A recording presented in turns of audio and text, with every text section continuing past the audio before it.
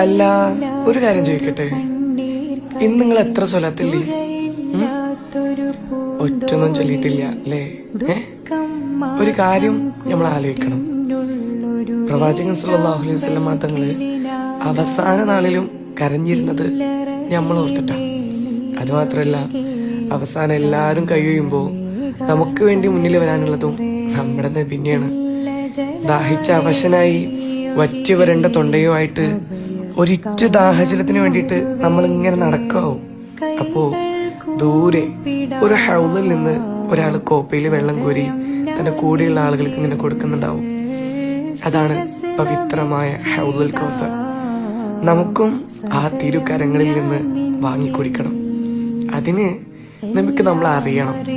അതുകൊണ്ട് ചൊല്ലണം, ഇടയ്ക്കെങ്കിലും കുറച്ചെങ്കിലും അവരുടെ മേലില് സ്വലാത്തും സലാമുകളും.